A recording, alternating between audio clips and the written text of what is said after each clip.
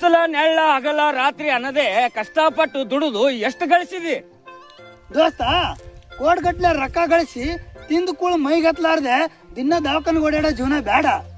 ಚಂತಾನ ಹೊಲ್ದ ದುಡ್ದು ಚಂಜಿಗೆ ಹೋಗಿ ಮನೆಗೆ 4 ರೊಟ್ಟಿ ಉಂಡು ಮಕ್ಕೊಂಡ್ರ ಕಣ್ ತುಂಬ ನಿದ್ದೆ ಆಗೋ ಜೀವನ ಸಾಕು. ಇಷ್ಟು ದುಡ್ದು ಸಾಯ ಹೆಣ ಆಗಿದಿ.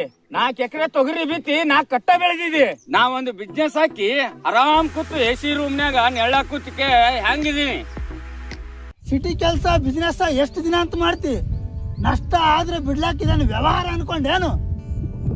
ಕಷ್ಟ ಆದ್ರೂ ನಷ್ಟ ಆದ್ರೂ ಬಿಡ್ಲಾಕ ವ್ಯವಹಾರ ಅಲ್ಲ, ಇದು ವ್ಯವಸಾಯ ಮಗನ. ಇನ್ನೊಂದು ಸರ್ತ ವ್ಯವಸಾಯ ರೈತರ ಬಗ್ಗೆ ಏನಾರ ಅಂದ್ರ ಬಾಯನ್ ಹಲ್ಲು ಒಂದೂ ಇರಲ್ಲ, ಒದ್ದು ಬಿಡ್ತೀನಿ ಹೋಗಿನಿಂದ.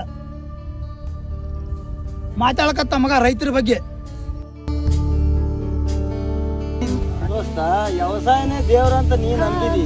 ನಿನ್ನೇ AC ರೂಮ್ನಾಗ ಕೂತ್ಕೊಂಡು ನಿನ್ನ ಬಗ್ಗೆನೇ ಕೆಟ್ಟದಾಗಿ ಮಾತಾಡ್ತಾರ ಅವ್ರು. ನಿನ್ ಕೆಲಸ ನೀ ಮಾಡ್ಕೊಂಡು. ಅಲ್ಲ ದೋಸ್ತ, ರೈತರಂದ್ರ ಮಕ್ಕಳು ಕೇವಲವಾಗಿ ತಿಳ್ಕೊಂಡಾರ. ಅವ್ರ ಬಗ್ಗೆ ತೆರೆ ಕೆಡ್ಸೋಕ್ ಹೋಗ್ಬೇಡ ನೀನು. ನಿನ್ ಕಾಯಕ ನೀ ಮಾಡು.